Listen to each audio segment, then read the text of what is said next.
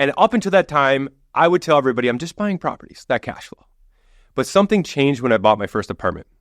I started to realize that these weren't properties. These were businesses. That was monumental for me because I started looking at properties as businesses now, businesses that have real customers that you want to treat well, but they also have operating income and operating expenses. They have P&Ls. And just like a Target store and just like a normal business, the more profitable that business, the more valuable it was.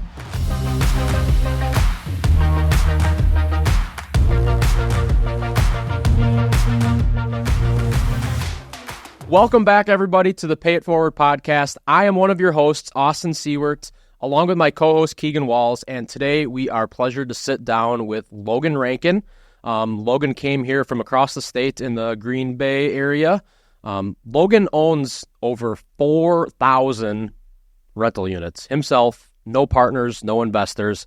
That's over $500 million in portfolio value. All of that was accomplished within the past 11 years, I believe. He's achieved financial freedom by age 30. He has over 100 full-time employees in his organization. And he wrote a book that I've mentioned many times actually on this podcast and read and love, which is called Find Your Financial Freedom. So if you guys don't have that book, make sure to check it out. We'll talk a lot about the stuff that's in that book today. So thank you so much for being here today, Logan. Yeah, appreciate it, guys. I like what you guys do and who you've had on as guests, as we're just talking about. So excited to dig in. Yeah, awesome. Well, tell us about your backstory in real estate. Why real estate versus traditional investments? So, like, I grew up traditionally where, in school, it's not going to teach you anything about real estate or like how to get into real estate. And, as I started working in my Fortune 50 job and making more and more money, I came a point to like, well, what is this money doing for me, right? Like, how is this money working well for me? And I didn't know. Like, all I knew how to do, and I share this a lot, is, you should spend less than you make, and you should just put all that money into a 401k. And that's all I was doing, right? But it didn't seem like it was the only thing that you could do with your money, and I felt like I couldn't predict the earnings, and I certainly couldn't see it, until at least 59 and a half, right? So I just started reading books, and I knew that I wanted an investment that paid me today. And 401ks wasn't that thing.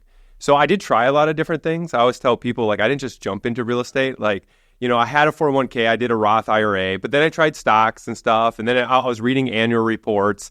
I just wasn't Warren Buffett. Like, I still like reading and looking at the P&Ls and stuff, but it was so tough to be able to predict like the earnings of the company or what it would actually do, because I realized it wasn't even on the earnings, right? Some of it's even emotional on how stocks do. And I didn't want that. Like, I wanted to have more control.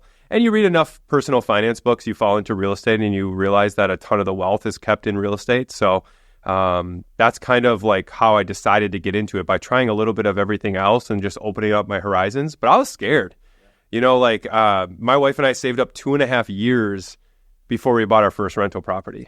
Just to have enough money. And it's crazy because over that 2.5 years, if we would have just like put away month over month the amount of money we're putting in the 401k, I wouldn't have been as nervous, right? But it would be the same amount of money. But we did it, and we put in one lump sum into a single family rental and took that chance, and everything else changed after that. So tell us about that first deal. What did that look like? What were you feeling at that time? Yeah, I mean, after being scared, a little excited too, right? It was, I still own it. My wife won't let me sell it. I am not very emotional about real estate, but that is our first one. It's a single family house. It's in Appleton, Wisconsin. It's across from the golf course. So I bought in the right location. It's bought it for, I think, just over $85,000. 3-bedroom, 1-bath, big backyard, garage. It's worth like $260,000 today. So, I mean, I wish I would have bought a lot more back then. But yeah, I mean, that experience was great. I underwrote the deal, from what I read in a book. I actually didn't have any coaching. I didn't have any mentors. My parents were not wealthy. I didn't know anybody else in real estate. So everything that I've learned, a lot of it was either on the job experience, or from books. And, I know that when you underwrite a deal, it doesn't always work out exactly like the book tells you or whatever. But this one did. I underwrote it, and it was supposed to cash flow like $3,600 or something. And it came like within a couple $100s of that. And it wasn't that much work. I was managing it myself. And I convinced my wife to do it because we would take a vacation if it did come in with that. But she was so psyched, and I was so pumped with it too. We ended up taking that money, and then the money we saved over the course of the year, and then the next year we bought a duplex. So we doubled. We bought 2 units, and we kind of did the same thing, right? That first rental went pretty good. I didn't, there's things that went wrong, but you just like learn through it. And the first 3 years, we ended up having 7 rental properties and doing a really good job. And then after the 7 units, we turned over our portfolio to a third-party management company. And we kind of did that from about 7 units to 250 units. So continued to grow, had a good, I would say, an overall good property management company compared to, which I feel lucky these days, because compared to a lot of the other property management companies I could have picked, I think that could have been bad. And really started growing it. But the same way, right? We just saved up all of our money. We were very conscious of what we were spending, and we lived on very little, and we put all that excess money into real estate. And I was much more aggressive. Like, people see my unit count today, and they think like, man, like that's crazy, like how much he was. I was more aggressive and more leveraged and took way more risk my first 5 years than my last 5 years. We literally I'd take all the money that we saved, literally to be like nothing left. At one point there was $7 in my bank account in like the first like 5 to 7 units that we had just to acquire these properties. So very little left. But, as my book talks about, my wife and I felt really good about understanding our financial situation, how much we needed to live, when the next paychecks would be able to come in. And with very little units and being so young, those were risks we were willing to take. Yeah. Oh, that's awesome. That's great. So like looking at your timeline of buying real estate, you talked about the first 3-4 years was only 7 properties. Yeah. And then you went from 50 to 100, 100 to 250, 250 to 500. Like, was there a singular deal that was a turning point for you, that infused a bunch of cash to be able to allow you to grow, or a mindset shift, or what was that turning point that allowed you to continue to double year after year? Yeah. Before I answer that question, this will make more sense. So my first decade in business wasn't real estate. It was actually working in a Fortune 50 company. I worked for Target Corporation, and I was in the leadership. And I was not good at a lot of things, but I was really good at 3 things. And these, I want to share these with you because these 3 things that I spent a decade learning, making mistakes, and developing will answer your question. I started realizing I was really good at leadership. I loved reading leadership books. I played college basketball. Even early in my college basketball career, I got to be captain of the team. I just understood that it's like how to get an entire team motivated, moving toward one direction. Not just me, an entire team. I always was promoting my team members that worked for me. I was always dedicated. So that leadership thing, and mind you, I made a lot of mistakes in leadership too. Like, I was young when I had a lot of responsibility right after college. So to be able to learn how to fire somebody, how to hire somebody. I mean, I probably have done over 5,000 interviews, how to develop and promote somebody. Those things were really monumental for me once I got into real estate. I started to realize that I'm naturally good at processes. Like, I continued to get promoted because I could see an operational process that was broke, and I could develop a system or a routine. And I really leaned into that. I read books. I asked people on the job that were much higher than me at a Fortune 50 company, like how they looked at processes. And people that are a lot smarter than me really helped me with that journey. Like, everybody thinks you just write down a step-by-step in an operation project, but it's so much more than that. It's thinking about how to clearly explain it to the audience that is going to be running the process, or how to tie a scoreboard so they're motivated by it, or how to make this sure that they understand the incentive for them, not just the incentive that you're designing the process for. Like, these sound simple, but are very complicated things. And as I leaned into those, that helped me get promoted more too. And then the last thing is I just realized I was really good at a P&L. Like, I could figure out not only how to lead a team or put processes in place, but most importantly, how to drive more profit through people and through process. And once I figured that out, like, I was obsessed with it. Like, my wife makes fun of me, but like on a Saturday, like, I'm nerding out over a random company's P&L. Like, I was looking at WD-40's P&L, which has done like a 32% cash on cash every single year over the last decade. It's nuts, but that's what I do for fun. Like, I love looking at numbers, and you find a lot about a company. So now, to answer your question, I just want to give that background to the audience, because once it started, my second decade was real estate. But I had that background. And what changed for me is when I first started buying real estate, I already told you this, I started buying real estate because I just wanted I wanted a place to put my money that paid me now. Like, that's all I really knew. I didn't know about like I didn't even look at appreciation or the tax benefits. I just wanted cash flow today because I wanted to achieve financial freedom sooner. So I'm buying properties. And you said, what changed for me? Well, it was then very next year I bought 2 4 units, which was great, right? That got me over the 1 to 2 unit mark. And then the year after that, I bought my first apartment. And up until that time, I would tell everybody, I'm just buying properties, that cash flow. But something changed when I bought my first apartment. I started to realize that these weren't properties. These were businesses. That was monumental for me because I started looking at properties as businesses now, businesses that have real customers that you want to treat well, but they also have operating income and operating expenses. They have P&Ls. And just like a Target store and just like a normal business, the more profitable that business, the more valuable it was. And that singular thing changed for me because I realized that, like, hey, we're in Wisconsin, right? This isn't like San Francisco or the East Coast of Wells, or even in the Sun Belt. Although I would tell you those areas probably want to be in the Midwest these days. Yeah. But like, there isn't such a thing as great appreciation here. But there is opportunities to force appreciation. And you can do that by buying businesses, which I now called my apartments, and figuring out how to drive more profit. So that's what changed for me because now I started looking at opportunities. I'm like, how is this guy running his business, not his property? And what are the telltale signs of things where I feel he's mismanaging it? Or at least opportunities where I could take his business, let's call it business A, to business B, and in doing so, create a lot of profitability. And that allowed me to be able to scale because as you mentioned in the beginning of this podcast, I think there's a lot of people that worked really, really hard at finding money to buy deals. I already told you to start. I didn't know anybody with money. My family doesn't have any money. My friends didn't have any money. So like instead of me putting my time into figuring out how to find the money was in the business. So I put all my time into figuring out how to make my business more valuable so that I could refi my money back out. And that's what I did. In the beginning, I bought an apartment that was mismanaged, that was off market, that wasn't doing really well. And then I worked really, really hard to be able to make that business more profitable and make it more valuable so that the debt service credit ratio would be a lot higher.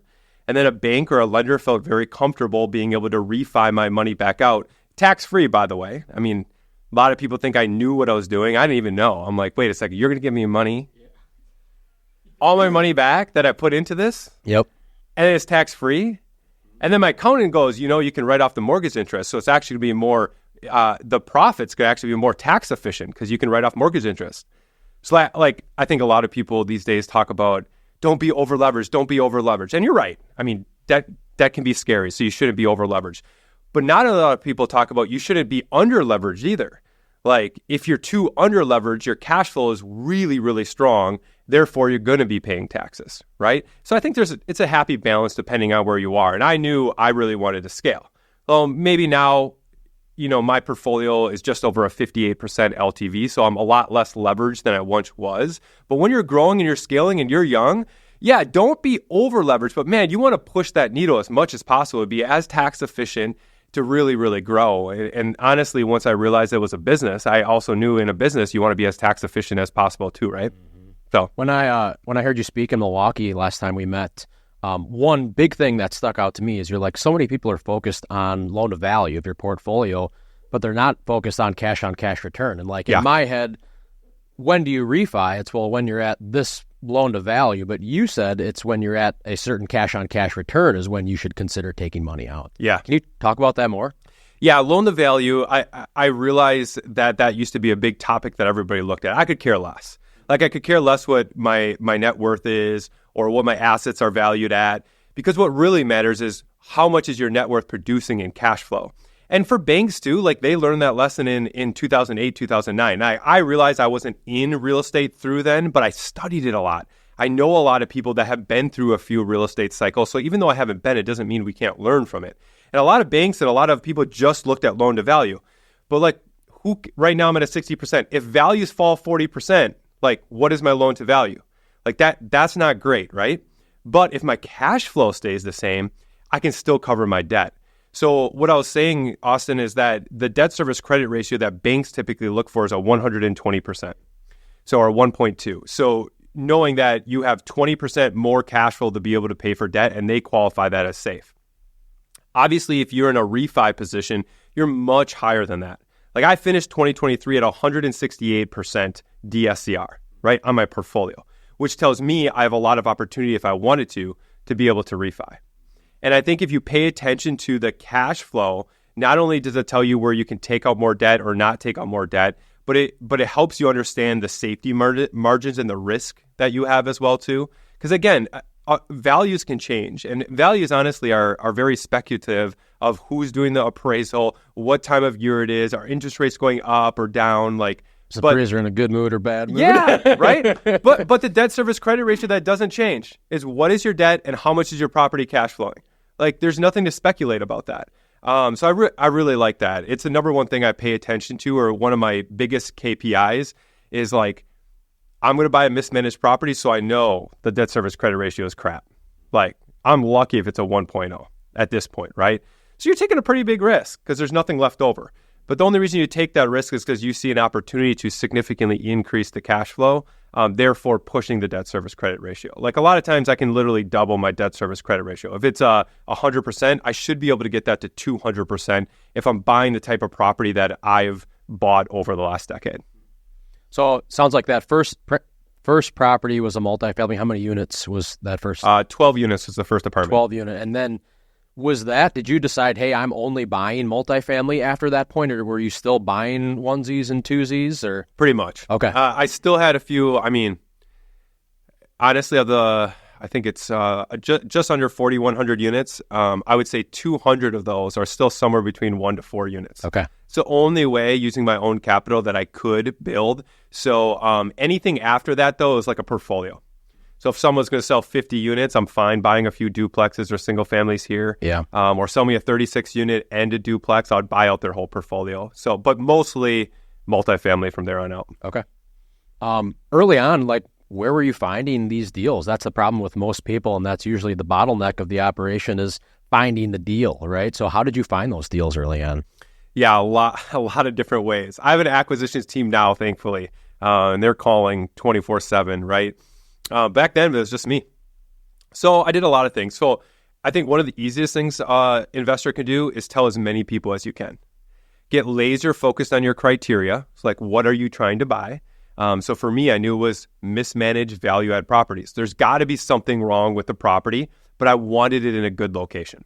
So like I would look for things that were in spring, May and June. If the landlord hasn't cut the grass and it's like at waist height, he's probably pretty tired.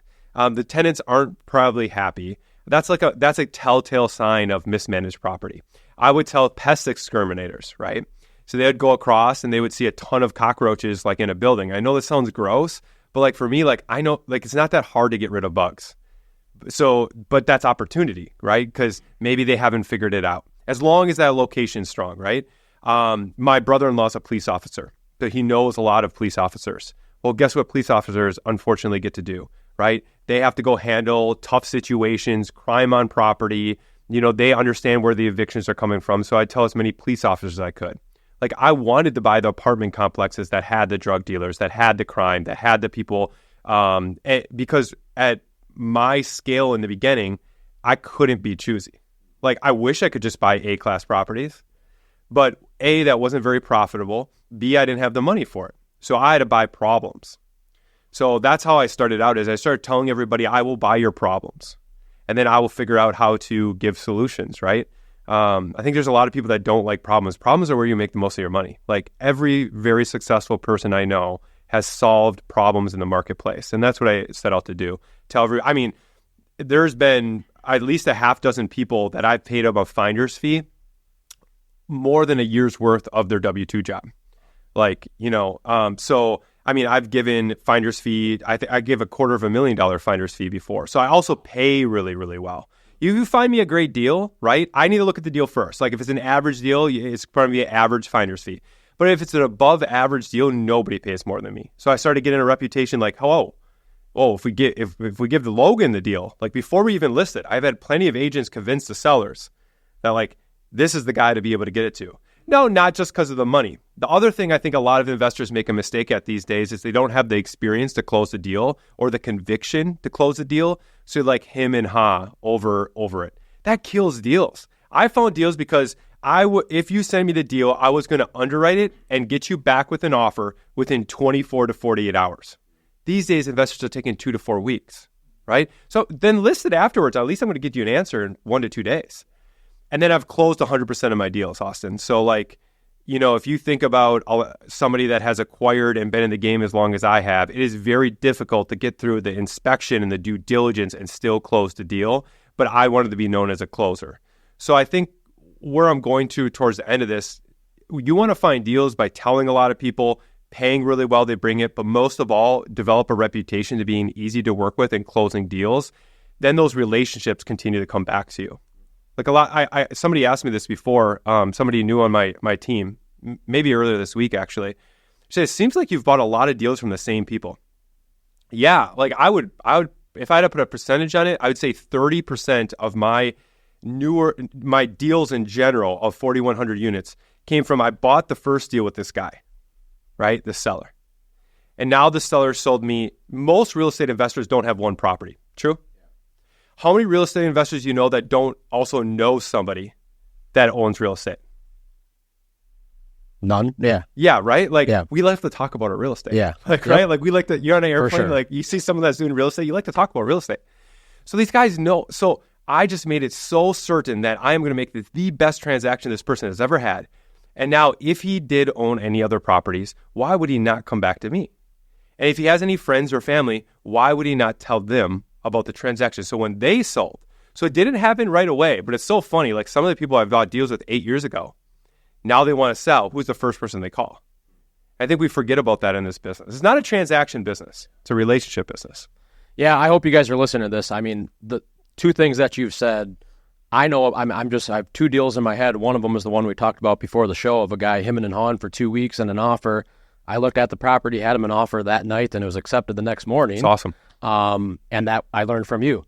A second time and bought an 8-unit from a land contract for sale by owner. Transaction went so well, she had another one down the street. She gave me first dibs on it. And that's going to result in millions of dollars, those 2 deals, just from little stuff like that and doing the little things right. So, that's really great. So tell us about the transition from going from your W-2 job into full-time real estate. What did that look like? What were your first hires? Yeah, it was hard. Looking back, I think I would have done it maybe 1 or 2 years sooner than I did. But I'm glad I did it. And you said, how did that transition go? I mean, you go from a consistent paycheck for a decade, right? To, even though at this point, to be exact, I had 252 units. That's quite a bit of cash flow. So I knew I had the cash flow. I was still scared. But then I made the jump, and then I knew right away, because as what I shared with you before, it makes no sense to leave my W-2 job and then not build my own property management company. As I've been looking at these apartments, like we weren't transitioning them as fast as I want to. And I knew all my money is tied up in these properties. So the only way to get my money back out is to figure out how to have more control, which led to the property management company. And then I built it right away with a construction arm so that we could not only acquire and run the properties, but we could reposition them, meaning that we could do the majority of the rehab in-house. And we have some, maybe we'll talk about this later, but we have some incredible processes within our construction arm. But first hire was the president. So I knew somebody that was really, really good with leadership. And I knew enough about myself because I really love to have control over the business that if I didn't hire somebody to run it right away, that I'd be working in it and not on it, which was everything for me because I really wanted to scale this business. And I don't think if I made that decision, I'd be where I was today. Because I think I'd be so obsessed with the systems and the operations and just working in the day-to-day that I would not have time to find the deals, to acquire the deals, to come up with business strategy. So as the first key hire, I hired a business like an office manager to help me with the phones and the leasing and the accounting. And then we had a maintenance tech and a maintenance leader. So pretty leader heavy, right? President, like kind of office manager, and then like a leader in the field. But every person I hired was not afraid to roll up their sleeves. So they weren't doing much leading back then, right? Yeah. It was like 90% task, 10% leadership. But they all had leadership experience. Only the maintenance tech had maintenance experience or real estate experience. Everybody else that I hired had no real estate or no property management or no construction background. which is, something that I think is unique about my business today. It's a lot more about, leadership, who has great attitude, who has great work ethic, and then we'll train you on the rest. So go ahead. Yeah. So how many years were you in real estate before you started hiring these positions? So I started in 2013. So I was acquiring real estate for about 6 years. So I had about 6 years worth of experience, over a decade worth of leadership and operational experience, not related to real estate, but I think real estate is a business. We just forget about that. And then in 2019 is when we started building the property management / construction business. Awesome. And then how long were you working for Target? And then was there, I don't know if you mentioned the specific reason of why you got out. I know you said you looked at cash flow and stuff, but what was the main reason that you're looking and going, great question, I got to get out of this and do this full time? Yeah. So I read a lot of books on ROI, and finally I came across a book on ROT, return on time. So I literally remember reading this book on a flight home from at this time I was helping with operations across the enterprise. We're flying out to different areas of the United States. And on my way home, and I'm reading this book, and it's talking about ROT, like your return on your time. And I really, really enjoyed my time working at Target. Like, it just taught me so much at a young age. So, and I'm just I just was always just a hard worker. So I'd put in 70 hours a week at my Fortune 50 job. And then I'd put in 10 to 15 a week, at my real estate portfolio. It didn't need a lot because I remember I had that third-party management company. But I am working a lot of hours per day. Even when I'm home, I'm working a lot of hours. Like, thankfully, my wife was good with it too. But I'm putting in a ton. Anyway, I read this, and it's called ROT. It's like, you got to put your return on time. So I looked at what I was getting paid, which is pretty good. At this time, I think it was around $500,000 a year at my W-2. It started at like $35,000. So was able to promote quite a bit and get paid a little bit more or a lot more. But after tax, because it's not what you make, it's what you keep. I looked at my 252 units, which was much more tax efficient. I wasn't paying any taxes on that part. My 252 units was making actually more than what my W-2 job was paying me when you consider taxes. And then when I divided 10 hours a week by that and 70 hours, because that's what the book said to do. I'm like, holy shit. Yeah. This doesn't make any sense. So on Saturday, I had a conversation with my wife about it. And that next Monday, I literally called my boss and I put in my notice. That's how quick. Like, it was just like this. I just realized, like, wow, I don't care how much I love my job. I'll never be able to get my return on time. So, and of course, I didn't, I made sure I left on good terms. I worked a few more months or whatever they needed so that they could get a backfill. You never want to burn a bridge. But that was it. Like, that was, once I started realizing it's about return on your time. Time's everything. Time is such much more of a leverage than money ever could be. And you should think about that as people build their businesses and stuff, because that's what it is. Like, today, I get a chance to talk to you guys here today and, talk a little bit about my business, my journey. But I have, if you include part-time people, over 150 people working in my business. I mean, that's a lot of time helping me grow my business. Yeah. You mentioned your wife a couple times. Talk about the importance of being on the same page with your spouse in this journey, and maybe mention your book a little bit and kind of what you discuss in that, of identifying what your vision is and with what level of intensity. And yeah, I love that. My wife, I know for a fact I could not be even near where I am today without my wife. She's a nurse, and she, as I got promoted, continued to have to leave her job. And thankfully, as a nurse, they're needed everywhere. But she'd have to leave her job and then get another job, leave her job, get another job. It's retail, right? You're not just working nights and weekends, you're also moving. Also, she supported my family when I was working crazy hours, right? When I was traveling across the United States, I didn't mention this, we had 2 small kids. So, for her to really help hold the family together, but then also to make the same level of sacrifices, by living well underneath our means to continue to invest at the rate we are. Like, she gave up a lot. There was a lot that she had to sacrifice to be okay with it. The reason I think we did so well with that and didn't get a divorce like half the people, I mean, it's just real. I think a lot of entrepreneurs that grow bigger businesses, I think it's probably over 50% don't end up making it in their marriages. And my wife and I are high school sweethearts, so like, we've been together a long time. So in my book, I shared one of the things we do still to this day. that we started right after graduating college. I forget where I read it, but obviously the book Vivid Vision was not out. Good book. We decided to create a vision of what we actually wanted, and we call it the intensity of vision. And in my book, I talk about life is so busy. Like, a month goes by. Like, I can't believe in Wisconsin that it almost feels like we're into spring. Yeah. Summer's coming. Hopefully no more snow. But it's like crazy how fast time goes. And I think there's a lot of people, myself included, that get really caught up in the day-to-day. That next promotion, that next thing that you need to do in your job, the next vacation. And you forget, like, what do I really want in life? Not like what you want today or even like the next month, but you forget, like, what do you really want? And thankfully, my wife and I decided to do this activity once a month, which is pretty easy. We ask ourselves 3 questions. What do we really want in life, right? And then we write it down. And you don't have to keep doing that because usually it doesn't change. Your number 1, right?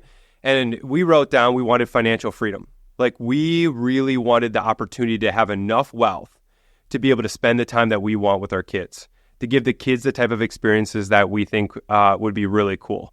My wife grew up in a not wealthy family as well. So for her not having money and me not having money, it's something that we wanted to change. I wanted to coach my kids because my dad coached me in a lot of different things, and I wanted to make sure that I was involved. So financial freedom was huge for us. We wanted to build our dream house. And what you basically do, you want to write down a few of those things, right? So every single month, we just reminded them of those goals. Second thing you got to do, by when do you want them?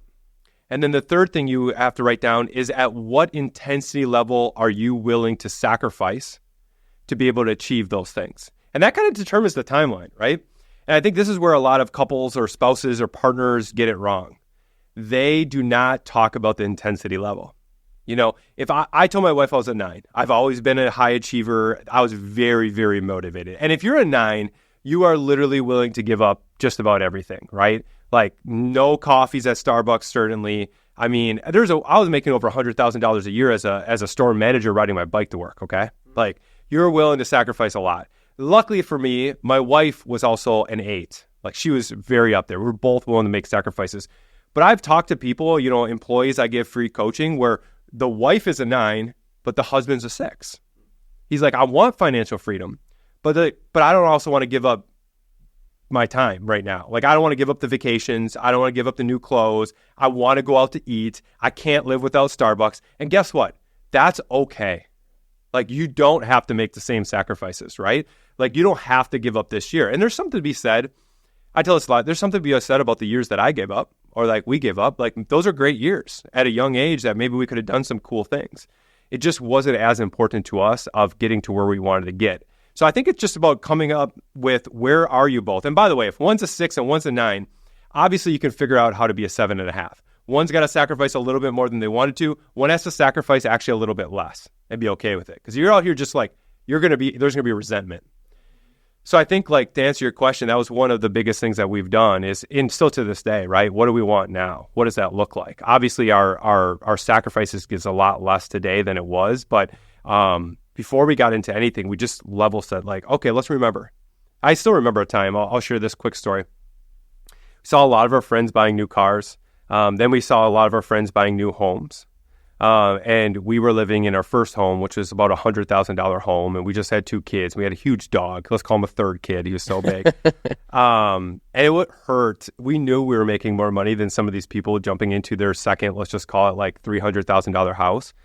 And we had that discussion, like, right? And it was about, well, we can do, if we want to do that, let's do it. But let's just be real with ourselves. If we buy this house, it's just going to take us, we could look at what we're making and how we're investing. It's just going to take us, let's just call it, I don't know what it was, 3 or 4 more years to achieve financial freedom, right? Because obviously the bigger house would cut into our cash flow, which would cut into our ability to be able to invest. And it helped us make the decision, well, this house is fine, right? So I think that intensity of vision and just like coming back to it, there's no numbers involved, but it's the first thing we talk about every month. Yeah, that's great. I think that's so important. And I think from reading your story, you went from that 100,000 to the house that you're in now, or like most people kind of gradually step up. But I thought that was kind of cool. So Kind of going back into the operations, into rentals, what does a new acquisition look like for you guys right now? Like that process, start to finish. Yeah. Well, that's a loaded question. Yeah. I'll try to do my best, and how about I'll give you the summary version of it, and then you ask me additional questions where you want me to go deeper. But for the last 2 years, we've averaged about 100 units a month. We're really growing, right? So we did 1,235 units in 2022. We did 1,116 units last year, and we're off to a pretty good start. We've closed 384 units to start this year, and we're just into March. So I think to put that in perspective, obviously that's a lot to be able to do or answer the question that you did of taking an apartment from A to B. And currently right now, if my math is correct, I think we're actually repositioning 11 different apartment complexes at the same time, right? So first it starts with buying based on my principles. I am a multifamily value-add investor. I do not buy storage. I do not build. I do not buy retail. I do not buy office. I get all of the above sent to me weekly, right? Over the years, everybody thinks they can be a real estate investor everywhere. I decided to go really, really deep on only one asset class and what I knew, right? I don't even buy properties that are like, no property that is perfect is a property for me. Like, I need to see something within the property that I feel like with my team now and my business or my business plan, that there's opportunity with that business. So that's like, I think something that seems simple, but as you get wealthier, there's more opportunities. So saying no to the opportunities that are not the right ones and saying yes to the ones that are, help me scale very quickly. We do the apartments that we buy, we built up a pretty big construction arm. So we want to make sure there's some construction component. That's one of our key advantages. And then lastly, we want to make sure that it's in a location that is very, very strong or is going to continue to be strong in the future. So right now we're in 23 different cities in 2 different states, all of it in the Midwest, and all cities and locations we feel really good about. So we'll acquire the property, we'll get it under contract, and then what makes us unique is now we are going to take that property and let's just say it's a deferred maintenance, mismanaged, really tough property, which means I probably got a pretty good deal. So it's going to need a roof. It's going to need all new windows, all new siding, all new common areas, probably a new parking lot. All the units are going to have to be redone, right? So if you're buying a 100-unit apartment, that could be anywhere between like $2 to $4 million worth of CapEx and improvements. So those are very typical for us. So I'll buy that property, and then before it even closes, I will try to work through, just like anything else, speed is a very big part of my plan. I will try to work through all the contingencies as fast as possible and then waive them. And then at this point in my career, not early, and I think you should, take this with a grain of salt. I would not advise newer investors to do this, but if I feel like I know that deal is going to close, I'll actually start the rehab, right? We'll line everything up, but I'll even start the rehab before close. So there's been times, if you can, what I've learned is you want to test those market rents as fast as possible. So if I can at least rehab one of every unit mix before closing, then on the day of closing, I can literally list the market rents and test the market right away before sticking a bunch of money into the future units, right? Because maybe I missed or maybe I was wrong. Well, then you can change your construction plan, right? If you're not going to get as much money in the rent, then maybe you want to put a little bit less into the rehab. Or maybe it exceeded, which validates the construction plan. Or maybe you can even add to the construction plan. So we really try to get aggressive. We line everything up as well, too. Like, I don't know the last time we closed on a property, and that day we didn't have over 25 people, 25 different team members or vendors on the property. We're power washing the property. We're painting the property. We're putting up new siding, even on day one, right, of the new property. A lot of people don't line this up, but most contracts are at least 60 days. So once you get through most of the due diligence process, you should be able to talk to your sign guy. You should get to talk to a lot of your vendors and have everything there ready to go. So I would say we get done in the first 90 days more than most people get done in a year. We hit it really, really hard. And then after the first 90 days, obviously we push a little bit harder. That's when we usually start the rent increases and the rent renewals. We don't do that before we show value to the current residents. And because we're taking over mismanaged properties, there's going to be 25 to 40% that we don't want anyway. We don't want drug dealers in our property. We want our properties to be safe. We don't want people that are attracting the cockroaches because they're not cleaning their apartments. So we have to get those people out, right? And then we want to keep as many of the great residents as possible, which is why we focus on providing a ton of value in the first 90 days. That's why all the new lighting is brand new. That's why we get the landscaping. That's why we start cleaning up the common areas. We want to show them this is not the same management company. So we tack the things where we can add value right away. We also offer the great residents, if they want to move at a discount to our newly rehabbed units, we give anybody that's currently renting there that opportunity as well, which really helps speed up our reposition, right? Because if they move from their unit that's not rehabbed to a newly one, now we can rehab that one behind too and get in someone there at market rent. So that's what we're doing. We're rehabbing these units as fast as possible. We're moving through the rest of the CapEx plan. We have 22 rehab teams across the company, and we can rehab up to about 150 units a month. Last year we did that 3 months of summer. I think we actually hit 153 was our top. So that's 5 complete rehabs per day, like when we hit those numbers. And then our key factor, these are 2 key stats. We finished 2023 on average being able to rehab these properties or these units in 72 hours. So our competition is more like 60 days. So we're 3 days, they're 60. And then our quality, so for every 100 residents that move in, only 1.5 had go-backs. So our quality score is a 98.5. So we're not just doing it fast, but when a resident moves in, which is very hard. In the state of Wisconsin, you got 7 days to be like scratching the trim. Like you can notate anything that's wrong. So to have only 1.5 tenants move in and find something or not to be happy means our quality scores are very, very high.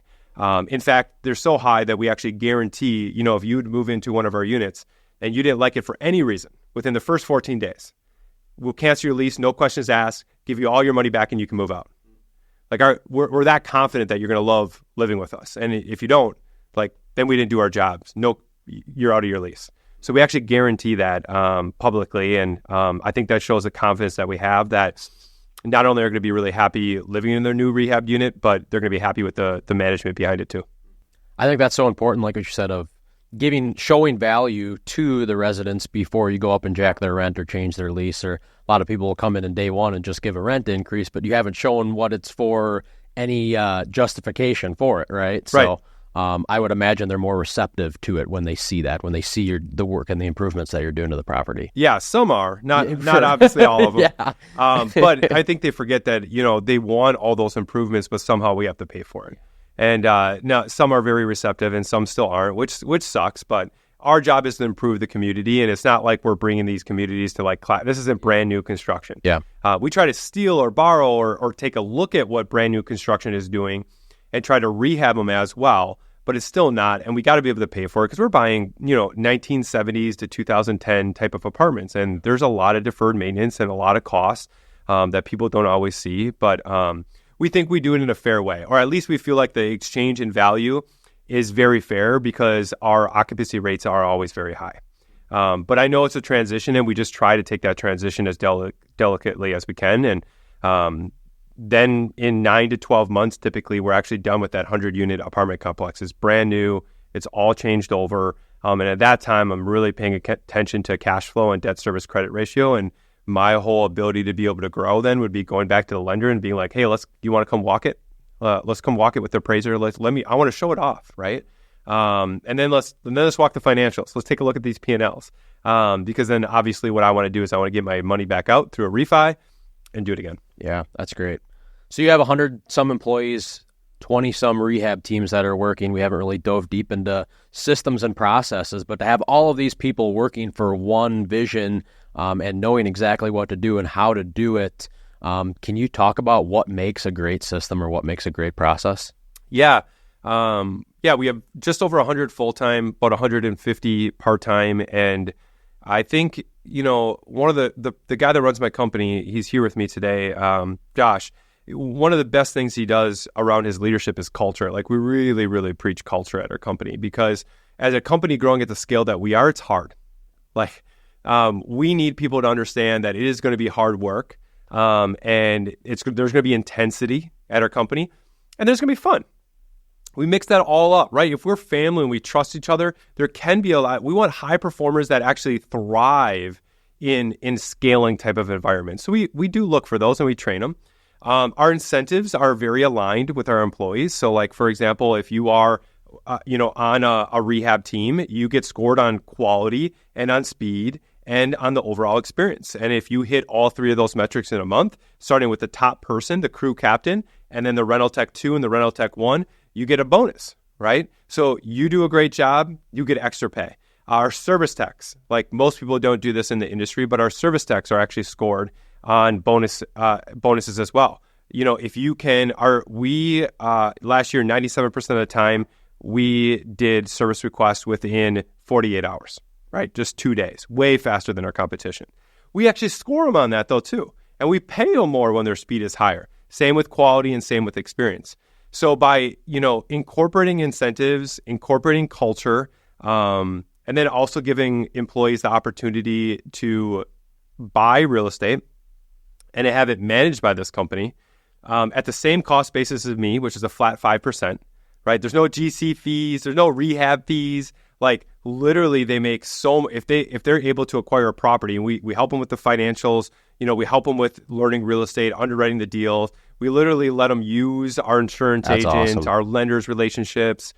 We try to get them to build their own wealth, and then we manage it for them only if they're working for our company. So we don't manage third party, but we manage for mine and obviously my employees. And there's a lot of people that in our company now, I would say over half, that would have a single family house or a duplex or something like that. They're growing their own portfolios, which is really cool. It kind of goes full circle, right?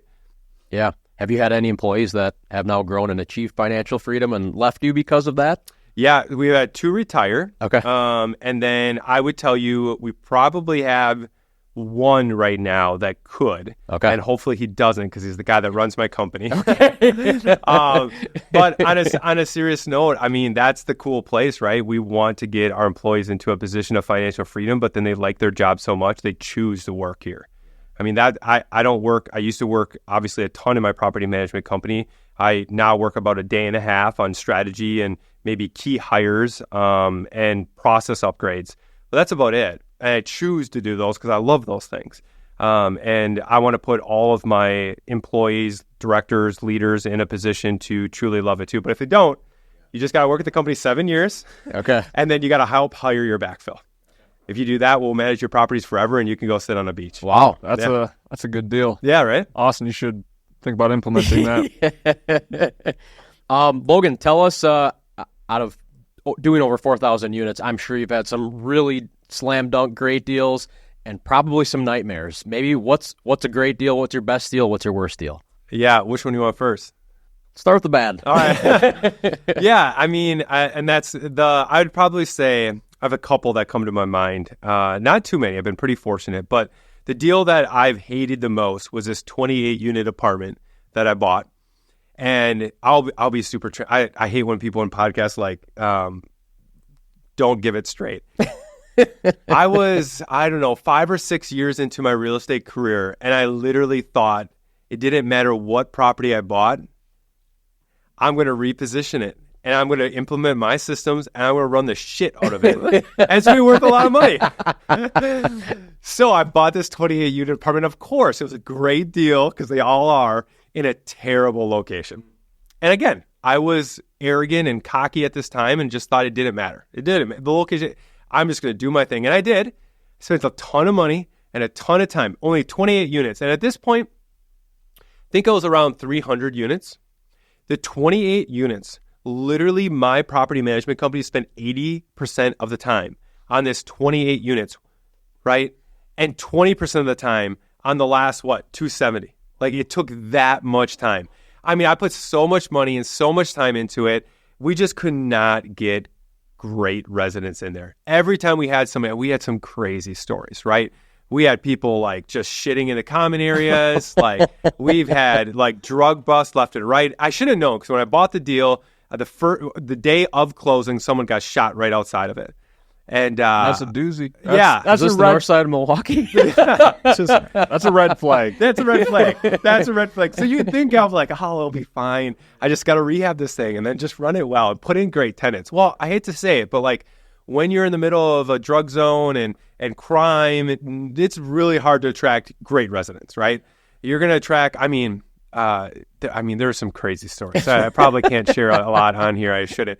But so I sold it. So I don't own it anymore, and I sold it. And fortunately enough, I ended up selling it as it must have been 2020, or hard to lose money because luckily, the values were going up, and I bought it for such a good one. But if you factor the time that I had and my company had in it, I lost a shitload of money. Like, if I had to factor the time, like dollar-wise, if you actually look at what I bought it for, what I put it into, what I sold for it, I think it was like, about flat, $10K here or there. No way I didn't lose over $300,000 just when you consider the amount of resources that I put into that freaking deal. So 100% of my deals are in great locations. I don't own a single property that I'm not excited about the location of where it currently is or where it's going. I'll still buy deals that are mismanaged or that have crime. I bought a 122 unit complex in Green Bay that did have a shooting the day before. So same situation. But the worst part about that area was my property. I much prefer to have the worst property in the best area than a good property in the worst location, right? A big learning for me. You cannot operate or process out a terrible location unless you buy everything in that area. So best deal, I would probably say, my mom would say my best deal is our office building that we have currently. It's the first public elementary school in the state of Wisconsin. It's really? Like this 35,000 square foot school that I got for about $400K. Ridiculous. Now, I would tell you that's among my worst. Okay. She was a teacher for 30 plus years, so she just loves that it was the first public elementary school. That's pretty sweet. It is sweet. It is gargoyles on the outside because apparently that's what she did in elementary school. Got to protect the kids. Right, yeah. You got. But it's been an okay investment overall. I think my probably my best smaller deal to be more relatable probably would be the 12 unit apartment that I bought. I bought that thing at like $18,000 a door. And it's worth about $110,000 a door. I think we're getting close to $1,200 rents there now, and we're getting $250 rents when I bought it. So obviously, it's I know it like I said, it's relative because there's 12 units. I've had much better 100+ unit deals when it comes to overall like wealth building, but that building also I guess is not only is. If you go by percentage of increase, very, very high. But I think I shared this at the beginning of the podcast. It changed my mindset about looking at something as a business. So we still have an original renter in there, by the way, too. Really? Yeah. Wow. So it's pretty cool. One of the cool backstory. It wasn't like the first middle school. I know. No backstory. No. We haven't touched on this yet, but I mean, most people who have a portfolio of your size do so through raising money and syndications. It is super unique that you own 100% equity in your business. Has there ever been a temptation to raise money, or ultimately, why did you decide to keep 100% of your equity? Yeah, I think there's a few different reasons. First of all, I do think there's not a right or wrong way to be able to grow your wealth in today. But I do feel like before 2023, it was cool for the last 3 or 4 years to syndicate a deal. Like, you didn't have to know anything about real estate, but if you could find a deal, it would be very easy to find the money. And I think a lot of people put an enormous amount of energy into putting together a deal package that attract money, but they had no idea how to operate it. Now, I'll tell you, those same people are not doing very good right now. In fact, I bought about 1,000 units from them last year. Wow. Like these same syndicators that don't understand how to hold a property management company or even accountable or even select one, right? We're jumping into their first deal at 100 units. And that I think is wrong. Like, you should not take people's money if you do not have a good understanding or a fair understanding of how to actually operate the business itself, especially if you're buying unit counts of, 25 plus. That's very, very risky. Like, you don't have to manage it yourself, but you certainly have to know the KPIs or the metrics to look at. I was talking to an investor that's in a big trouble, 2 weeks ago, and he's saying his delinquency is at 11%. We've never been above 1, by the way. And wow. I'm like, so what is how are you holding them accountable? Your property management account. He didn't even know he didn't even know a single process or any questions to ask within it. He just believed whatever the property manager was saying, which the property manager apparently was telling him like that's normal right now. Now, 4%, okay. 11, that's not normal. I don't know how to tell you, buddy. Like, they are putting in the wrong people. Their processes aren't great. He just had no idea. And he owns 5% of the deal, right? I'm more scared for the 95% of people, right, that are in the percentage equity owners in the deal. And I think we have a lot of that going on. So anyway, I did not spend my time on how to find the money. I shared in the beginning of this podcast, I decided to spend my time on how do I run this property better.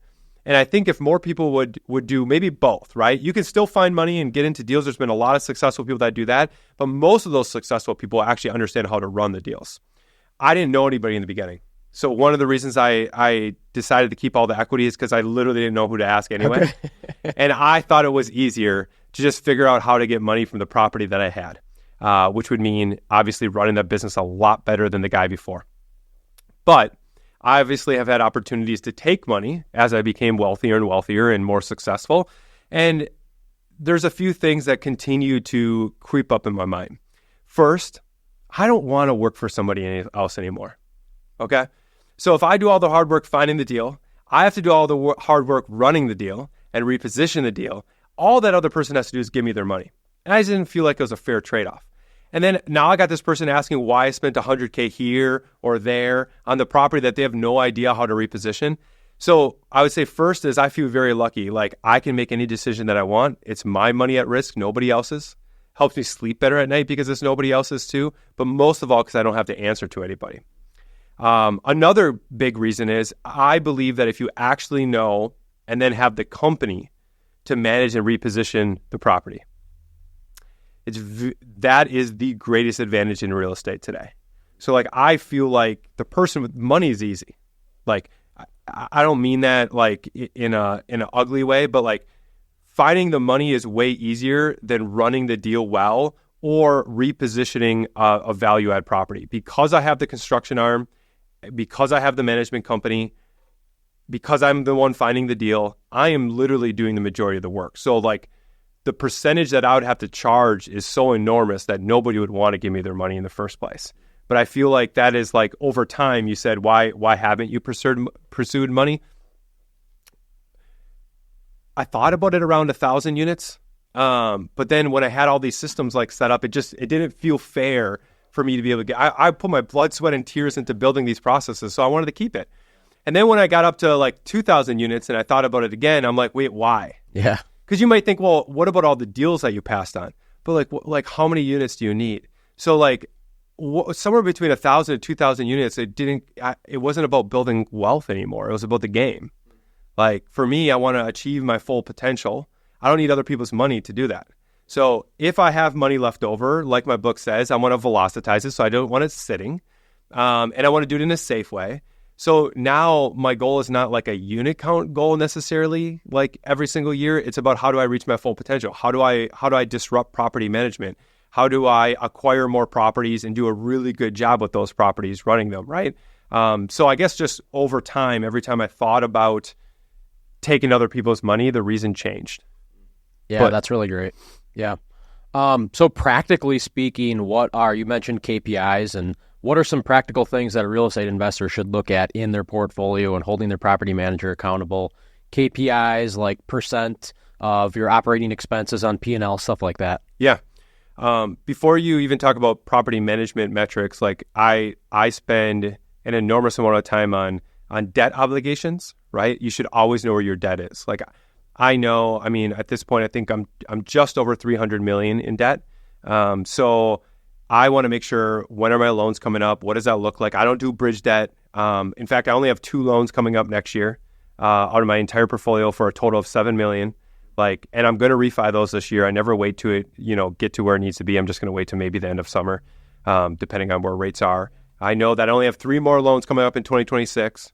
Like the first thing that an investor should look at as you're scaling is your debt obligations. When are they coming up? At what rates are they at? And then how are they performing, right? And again, I shared this earlier. I'm looking at my debt service credit ratio.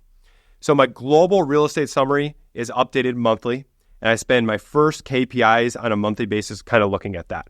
Do I need to do anything different with my global real estate summary? Am I over leveraged? Am I under leveraged? Do I have debt coming up in the future? I've never let a single loan, I've never done a loan come up and get less than 1 year. right? Just something you don't want to do. Like last year's a pretty tough year for a lot of people, going from like 3% rates to 7 or 8%. Like I didn't have that tough of a year because of those reasons. Performance standpoint, you always want to know what your occupancy rate is, right? Like what are your leasing is sales. So if you have 10% vacancy, right, that's where your focus probably should be. So I like to look at our overall vacancy rates. I love to look at the delinquency numbers, like the things that are going to take money out of your pocket. So those are key KPIs on the income side. I know my percentage of other income after that, right? And then I know my percentage of market lost rent.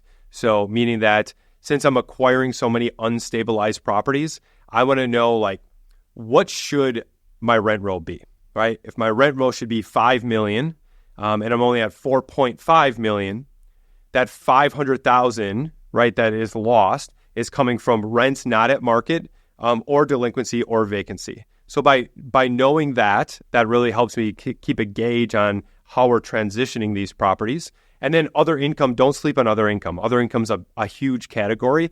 Anything other than rent. So anything else that you are charging, you want to make sure you understand the percentage of that too. From an operating expense standpoint, you obviously would want to know your overall operating expenses, but even more than that, broken down by what ratio is coming from that, right? So what is your maintenance and repairs budget, right? What percentage are you spending on insurance these days? Like, well, if you're in Florida, it's a lot. So anywhere it's a lot now. Yeah, it's true. That's true. That's very true. So you want to understand some of those ratios. I would say big ones for me that are not numbers related, I guess like financial related.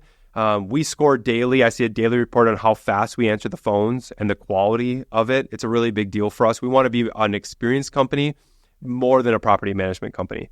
So most management companies just don't even answer the phone. So I know we had 300 phone calls yesterday and we didn't answer 3 on the second ring. We measure that, right? That's speed. And then our overall experience was a 5.18 out of 6. Pretty good. When you're in the 5s, we dedicate that as a world-class phone call. Speed for when it comes to our service techs, like how fast are we servicing when something goes broke? A lot of people talk about, we're going to make so much money. We just signed the lease. I hate to say this, but you don't make money on signing the lease. You make money on the renewal when people choose to stay with you because you're exchanging value. So for us, we know there's key factors that we have to do that exceed our customers' expectations. And one of those is if you're renting from us and your garbage disposal gets broke, how fast can we get to your house and fix it? In 2022, only 15% of the time, we fixed it actually in 24 hours. Our competition in 2022 was 45 days. Wow. 45 days in Wisconsin, right? And it's all requests, right? So if you need a brand new fridge, so it's not just garbage disposal, which is why it's so high. 15% in 24 hours. In 2023, we moved that to 88%. So we went from 15% to 88%, right? And this year, our goal is when you call us or when you put in the maintenance request, I can look you in the eyes and I can say, hey, do you need anything off of Amazon?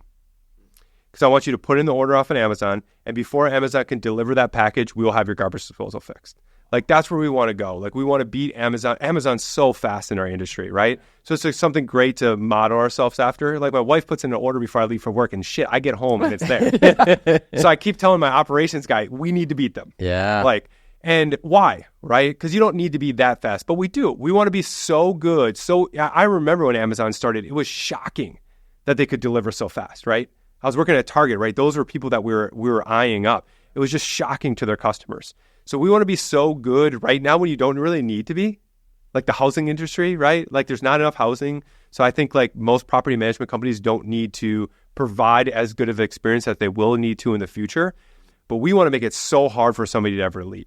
So we have different key metrics like that. Obviously, weekly we get a quality score. Last week, beginning of March, it's we have our most move-ins. So we had over 100 people moving in. I want to know how many of those moved in, right? Was it 98.5% for quality? So you want to, whatever you're trying to go after, and for us, it's all about our core values. We know that it's very important to be world-class when it comes to quality. It's very important to have speed. That's a core value. And it's very important to have unparalleled experience. So those big 3 categories in our company, we want to measure different things and be able to see. So don't just look at vacancy rate is all I'm saying. Like, what are the other KPIs within the business that would help you guys retain the residents or show that your company's moving in the right direction? And ultimately, I mean, would add to your bottom line too. You're able to charge more in rent because you provide a better service and keep tenants longer. And exactly. It also adds to your bottom line. So that's incredible. It is. Yeah. So you mentioned it a little bit, but how much are you doing now work-wise? Because I know financial freedom and time freedom has been big for you. So how much are you spending of your time now in the actual business? Yeah. So in the property management construction business, about a day and a half. Okay. So I spend about, and not exactly like 1 day and a half. My schedule, usually I am working out like in the morning, eating breakfast with my kids, and then I'm doing deep work to about 10 a.m., right? It's about my schedule. And then after that, from 10 to 3 o'clock is usually when I'm fitting in my business stuff. About 3:15, I'm back home. I'm usually coaching my son or daughter on basketball or soccer or something like that. And then I'll work maybe a little bit in the afternoon. So I've really taken my schedule and divided into where I want it to be. I have a hard money lending business, so I spend a little bit of time on that these days. I spend about a day a week still on acquisitions. So finding the deal, building relationships, setting the business strategy for a new deal. I mean, we're still closing about 100 a month. So there's a lot that goes into getting that right. Spend about half a day a week on the foundation that we started. So my wife and I are super passionate about that and spending time building it up. Tell us more about that. Yeah. About your foundation. So it's redefining Futures Foundation. And basically there's two things that we really focus on. One is, so I'm on the board for Habitat. So it's basically like, if you know anything about Habitat for Humanity, they build homes and then give them for 0% mortgages to people. Well, obviously homes and real estate, we have an affordable housing crisis. So that's like a great mission. But what we did instead is we have two big things. One is we're going to buy the homes that are existing, kind of the same concept as apartments, and then we're going to rehab the homes so we can go faster, right? Because we don't have to build them ground up. We can flex all of the resources, rehab that home, and we do everything, right? So there's no deferred maintenance for like 10 plus years. Put somebody into it at a 0% mortgage, a deserving family that qualifies for a lot of different qualifications on our website. And then one of the key differences is the second big part of what we do is we have a platform built on free education. So we have over 100 different online courses, and we're still building them out from amazing people that teach them. And some of them are online, some of them are in person. But that family is not only has to meet our qualifications and obviously, pay for that home at a 0% interest, but they also have to take our courses quarterly and pass them. Because I know that if we can give somebody a $250,000 house, once they're done paying for that house in, let's just say 30 years, it might be worth $1 million. Fair? That's life-changing money for that family that needed a hand up. But I want to change their mind as well as their wealth. And one way to do that is to be able to give them access to education that maybe they didn't get before. Actually, I feel like a lot of people didn't get it before. So we have financial education courses is one of the three. So anything from budgeting 101, to even real estate advice, right? But everything in between. I think there's about 33 courses on different financial education that they can take and that we put it on for free for them. Then we have health. So this is both like literally health, because I feel like other than finances, most people are uneducated what they put in their bodies, but it's also mental health too. And then the last one is life skills. So this is everything. Like this is very broad, but we have some really cool ones like how to interview for a job. You would be amazed by the amount of people that were never taught how to interview or ask the right questions. Or simple ones like, how do you ask your boss for a raise? It's not so simple, right? But we want to teach these. Or completely different, gardening. Like maybe you have a family and you want to know how to garden, and that's something cool you can do as a family. So we're going really, really hard onto the education piece. And actually, I would tell you the key difference between like maybe a Habitat and redefining Futures is we want to be known for helping make education accessible and teaching these three platforms to everybody. Even if you don't qualify for the home, you can actually get access to our courses so that maybe your courses will make you qualified for our homes. Because obviously, if you don't have the means to be able to pay the mortgage at 0% or you have a lot of bad credit, you're not going to qualify. But maybe it's because of things that you aren't educated on, and we can help you educate them. Wow, that's so awesome. That's really, really good. That's so cool. So then my next question would be, based on all that and in the time that you're spending doing it, why, I think a lot of people would ask, like, why keep going, right? You're at 4,000 units. Me and Austin are very different personalities. I'm like, I probably would have stopped at like 250. I'd be like, yo, I got my stuff. I'm good. I'm just going to coach and, I don't know, chill on a beach. Not a Wisconsin beach, but a real one. So like for you, why keep going? Yeah, I love it, man. Yeah, I love everything about business. So I want to achieve my full potential. And I also think that I could do a lot of good in this world in a few different places as I keep going. So the more wealth I can obviously build, the more money I can pound into my foundation. By the way, my foundation is, I didn't share this, like super efficient. Like my wife and I started giving more and more money every single year. And once we started getting up to like donating 6 digits, I started looking into, and I should have did this sooner, how much operating expense some of these foundations had. One of the places we were giving money to had a 40% OpEx, meaning that only 60% of the money we were giving them was actually going to the cause. I mean, I run some of my apartments better than that. Yeah. So like I that was crazy. So that was one of the key things that we did to be able to, of why we wanted to start it. It is certainly the mission, but we also wanted to make sure that we will eventually open it up to other people, and 100% of the money that they give to the foundation will actually go to the cause, because we will sub-fund always all the operations. And right now we're literally the ones just buying the homes, but eventually, once we get this thing really going, we'll open it up to other people to be able to put into it, and we'll be able to look them in the eyes and be like, not like 90% and 10% is going to us, like 100% of your money is actually going to the cause, because there's a different foundation, my wife and I's private foundation, that is always going to fund the operational piece. So anyway, back to your question. I wanted to mention that because some of these foundations are crazy. That's incredible. You got to look into what they're actually spending on the cause. But the more I can grow, the more wealth that I could give for really good reasons like that, it would be A. B, I already told you I love the game. It's not about the money anymore. It's about the game. I love being able to grow. I love a new deal. I still am attracted by a new deal. Bigger the better. I hope to one day, my biggest transaction was a little over 600 units, but I hope to one day take down 1,000+ unit deal. That's just thrilling to me to be able to figure it out. I don't gamble, but that's like, this would be as close to gamble as I get. So I really, really like it. To answer your question, I don't think I could ever, even on vacation.